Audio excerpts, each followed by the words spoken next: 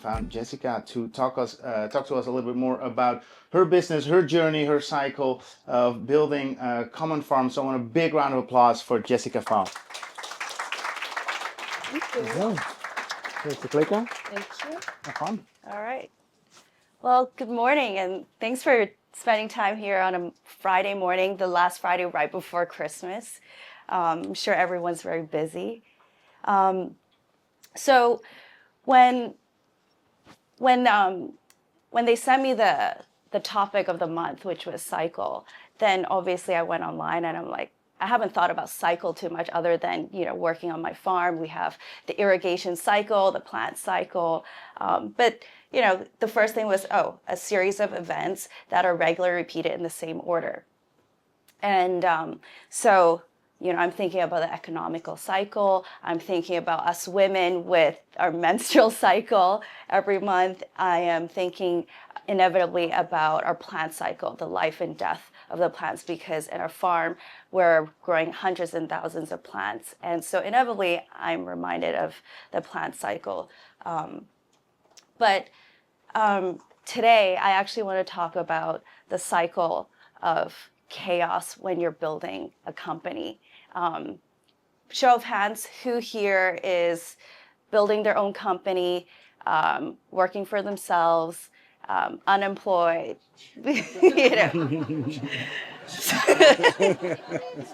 So you guys know exactly what I'm talking about, and I think you guys will be able to relate to some of the stories as I'm building Common Farms, which we are the first indoor farm here in Hong Kong. We're growing about 60 plus different specialty crops in a city where agriculture was dubbed a sunset industry. So question is, how did I even start it? And so I didn't have a background in agriculture, didn't study agronomy, didn't have any access to land. But I was working in the F&B industry, and so I had access to understanding what quality produce was. So it was picking of that fresh tomato or cutting that fresh leaf, and you get to taste that ripeness, the sweetness, but also paired with the acidity. And that was inspiring enough for me to pursue building common farms. So I started the idea back in October 2016. Not sure if you guys can see over there, but it was an empty rooftop in Wan Chai. The reason I took that space is because it was free. And it was free because it was so inaccessible that I had to climb up a ladder to get on there every time. There was one hose for which you can see. I ended up growing hundreds of plants on there, but it was hand watering daily, ideally, because I wasn't working on it full time. So it was whenever I had time. But I'm gonna while I talk about the story, I'm gonna also draw the cycle of the chaos. So, when I'm looking at the empty space, I'm just thinking this is going to be great. I have space, there's possibilities, it's opportunities. And so this is on a high, right at the beginning. And that's when we have ideas and, we think about the future of what it could be. It stayed on a high when plants started growing. And then, as you guys know, here in Hong Kong, typhoon season comes. So I did my best, moved everything to the sides, went back to the rooftop the next day, half of it were dead. By the way, I was trying to build this as a business. So I already had a few customers. And so unfortunately, I had to disappoint some of them. So it is what it is. And, we try to keep growing it. And, a year after,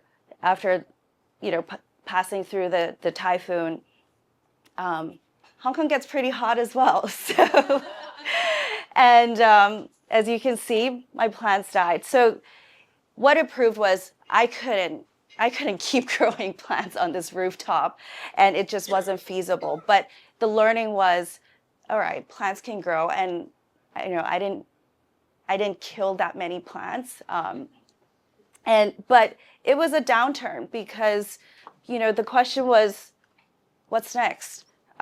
What now? Do I keep growing or do I stop? So my next solution was looking at my bank account, looking at how much savings I had, and took that and rented out a space in Cheung Chau Island. Cheung Chau Island, as some of you may know, and those that are not from here, it's about 40 minutes by ferry only from here in Central. And what that means is there's no road access. So, but it was all that I could afford for a 300 square foot space. So started building that in 2017. Felt like it was going up. We started selling, setting up a stall. We started growing greens. And then very quickly, we ran out of space to grow. And it was not, and Hong Kong is notorious for the rent, as you all may know. So it was just not feasible. It was bleeding my bank dry. And so I had to move out, packed up after a year. Didn't really have a plan and didn't really know where I was going to go because space just wasn't as available. There was no extra room at home.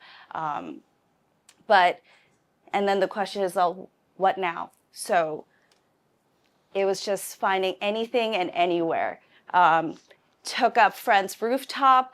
I took up another farm's R&D lab, just borrowed some spaces. A broken down greenhouse in the new territories, and even went and took another farmer's backyard in the new territories. And so, but what it was free space, and I could still grow produce, and I was still able to do some delivery to the handful of customers that we had.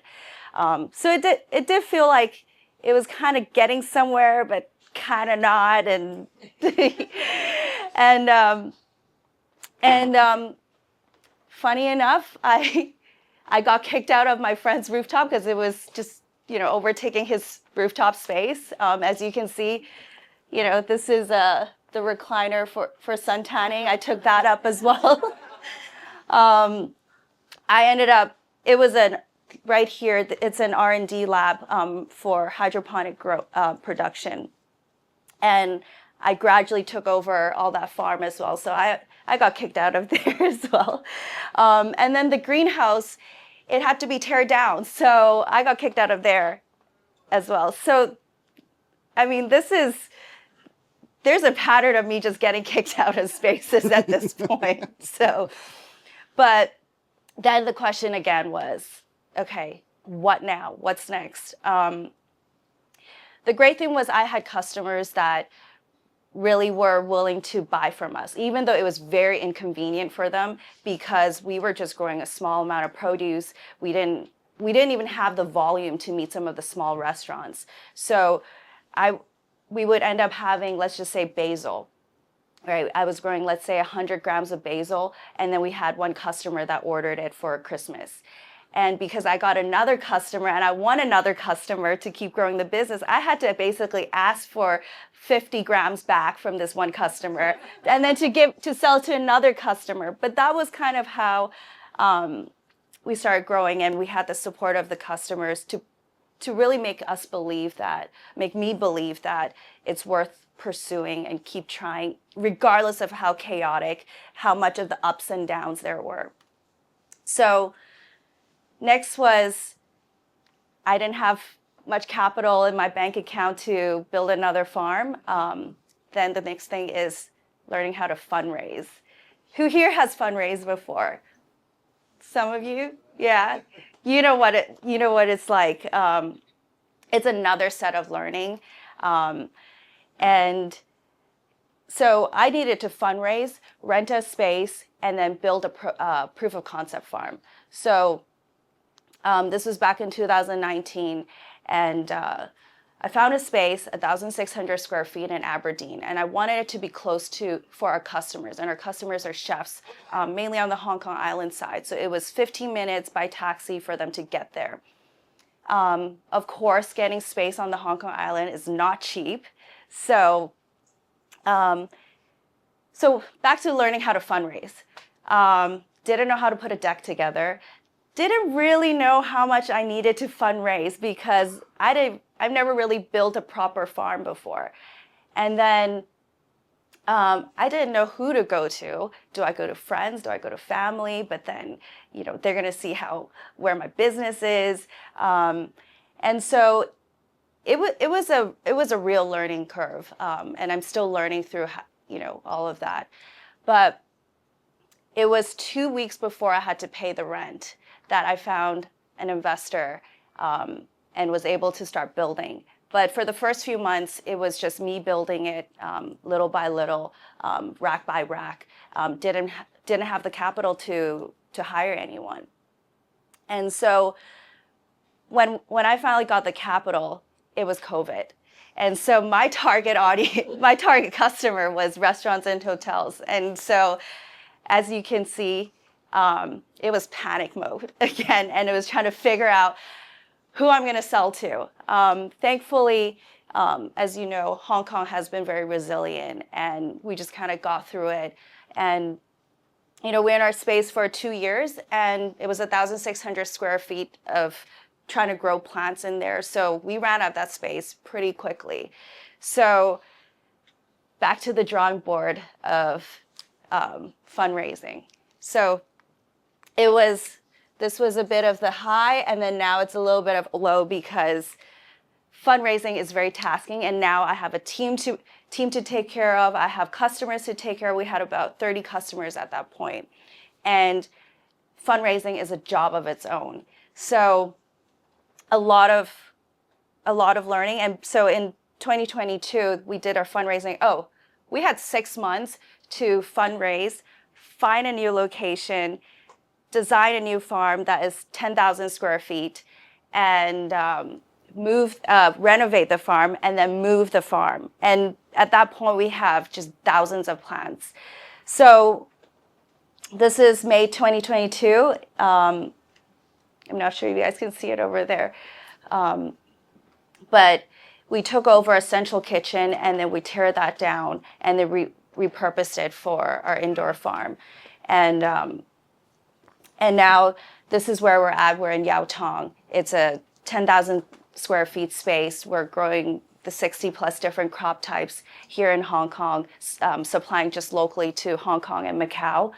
And, it feels great. We got into this, big space, and, we have customers. We doubled our customer. We have produce. And as you guys know, running your own business, there's still a lot of the ups and downs of, we had to deal with pest problems. We had to deal with inconsistency of produce. We have to deal with wave 5 of COVID, and also learning how to grow more produce for customers. And because we need to keep growing the business, we're also fundraising. And so it's never just a straight line. It's never just a continuous perfect cycle, but it's always a chance for us to keep growing. And that's what cycle is for me, especially through this experience. It's the chance to grow. And I have plans to remind me every day that even though when it's hard, when you feel like you're at the bottom of the pit, there's always that light at the end of the tunnel, or at some point of the tunnel, if you will, because through plants I was able to see when leaves die, it actually gives life to the flowers, and when flowers die, it gives life to the fruits, and the fruits, when it dies, it gives life to the seed for another cycle of learning and of growing. So hope that gives you some inspiration, and to keep going and to keep pursuing. Thank you. That's a fascinating story. That's really cool. Like you say, we're not known for a big agricultural culture, and you're just doing it. Really cool. I'm sure there's some questions from the audience, so this is the moment to ask yours. Thanks. I really like the talk, and thanks for sharing. You know, what was like kind of a cycle of journey of ups and downs for you, and it's such a, I can tell that it's been such a huge growth over, you know, so many years. What's been exciting to me to see, at least, is that it seems that you have, you know, a clientele that kind of trusts and believes in you, and knows kind of the quality of the work that you put in and the product you put out. And I wanted to kind of, maybe I was hoping for you to tell a little bit of that, and, you know, maybe what have you seen as kind of that consistency for you in terms of the kind of the clientele that you have, and why you still have them, and why they're kind of trusting in you to kind of continue to, you know, to believe in you and the product that you have throughout this entire cycle and journey that you've kind of built. Quite honestly, it's just showing up consistently. So, you know, things will never always work out well. So, you know, we weren't able to deliver. We give substitutes of other products, but it actually solves their problem. So we don't bring the problem to them.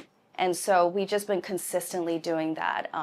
I was doing a lot of things that were just so irrationally, like, it didn't make sense for me to do it. So I was doing a lot of the hand deliveries myself. So when we were going through all the ups and downs of like having no place of our own, when I was borrowing spaces, I was doing a full-time job. So I would be going to China to work, and I'll be back at around 3 p.m. and then I'll be back in Central about like 4:30. And I was running through Soho area, Central, and Causeway Bay doing deliveries myself. And that was like my sales run as well, meeting the chefs, getting in front of them. Hey, what do you need for next week? And, you know, collecting some of the payments as well. But it was just kind of just showing up every day, day in, day out, even though it seemed like it was so unnecessary. And most people would be like, yeah, it's not worth you going there to sell $100 worth of basil.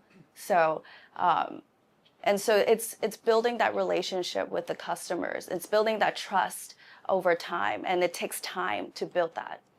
How did you build your team and find people that was just as committed to your dream as you were? Yeah, that's a good question. So I asked the same thing when I first started, because there's not really farmers in Hong Kong, and I wasn't even really sure like what exactly we were hiring for. I just knew like I need help to like harvest and, you know, plant the seeds. So it was simply, I posted on Instagram. It was, if you like food, and then if you're interested in plants. That was basically it.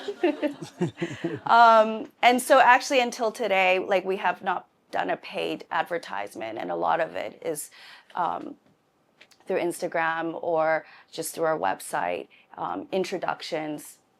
So Very fair, straightforward PR. You like plants. I've never been to the collaboration station because this isn't really a collaboration comment, but Jessica, I wish you knew me before, because I actually invest in startups. So I've probably looked at a couple of thousand deals or more in the last decade. And so if anybody is going through that pain, please see me. I don't usually volunteer this because I have done so much community work this way, and really it doesn't benefit me, but it may benefit you. So please feel free to approach me if you are going through that kind of pain, and you might still be. So yeah, I still will come to see you. This journey doesn't stop right here. You talked about the cycle of your business, but you didn't really talk about your own cycle within the process of starting your business. And I just wondered, what was your aspiration? Why were you interested in vertical farming? And what kind of led you to that? And does anything from your day job that you mentioned previously relate to the work that you're doing in your organic farms? Yeah, I mean, because to talk about that is just going to take a couple hours. But to give you the quick the cliff notes, if you will, it was because I was seeing a problem in the food industry, so the food system side. I was seeing the discrepancy between the quality you can get from a locally produced product versus the ones that were getting imported to Hong Kong. And as you guys know, Hong Kong, we're importing 99% of what we consume. And there's massive discrepancy between the price that we pay to what we're paying on the retail side to what the farmers are actually getting, the producers are getting, and then also the quality and the flavors aspect because of the transport. So that was basically the catalyst. And then at that point, I was 26, 27, and I was just in the mindset of I just wanted to put all that I've got into something that's meaningful enough for me to try and pursue and see what comes out of it. And so it was simply there, but in between there was just a lot of battling in the mind of like, should I do this? Should I not do this? Who am I? Why should I be doing this? So yeah, that's the gist of it. Hi. Really interesting hearing about your journey. I'm also starting my business at the beginning. Any advice, now knowing what you know, what would you do differently if you had to do it again? There's no way of like predicting what is going to happen. So the only constant thing, and I don't think there's much I could have done differently other than just, keep building and, head down focus, keep doing the work, because you're just going to be thrown a lot of unpredictable things. And the only thing is like, just don't give up, just survive, just get through it. And then, the curve will, the cycle will go up again. So, and actually, I'd say finding the right support, the right people, because when you're low, you kind of need the people around to remind you of like why you're doing this. And you need that right optimistic support. So we met you on a video call, a Zoom call. Yeah, this is our first time meeting in person. We hate seeing clients in person. But we met you through, I guess, by Heidi, so food maker, Future Green. Yeah. I think one of the things that I found really interesting was that quite often we have clients come to the office, we meet in person. I think we had a 45-minute call with you, and literally we heard just a tiny part of your story. It was so tiny and so short. But I remember, like, we need to work with you, we need to help you, we need to support you, we want to be part of this. And then throughout the entire year, we've tried to think about how do we get the team in to come and see the farm, how do we have this time, but you're so completely busy. I think with what you've done and how we've obviously been able to work with you and help you, what's next in the journey? What's next for Common Farms? What do you see next? You've got this far from starting before COVID, post-COVID. What's next for Common Farms? What's next for you in Common Farms? Well, first of all, running a business is you definitely need some good accountants because I've also had another journey of that very early on and how it can actually slow down the business. So thanks to have you guys on board, we started working together earlier this year and it's been very helpful. And so, all the story, at the end of the day, I'm still building a business. So make no mistake, we're trying to build it big and we're trying to, go as big as we possibly can. So, for you guys, like just help me keep my books together and, get my team's payroll paid on time. But a lot of these administrative things, which is what, a lot of founders, a lot of creatives are not great at, but having that support is just absolutely critical, especially when we have investors that we are accountable to. And that, that really adds to it. And, we don't get to talk a lot about it, but a lot of times I'm spending a lot of time on spreadsheets and the administrative work. And so what's next is we're just going to keep growing bit by bit. Yeah. Cool. Great. Thank you so much. Jessica. Thank you. Okay.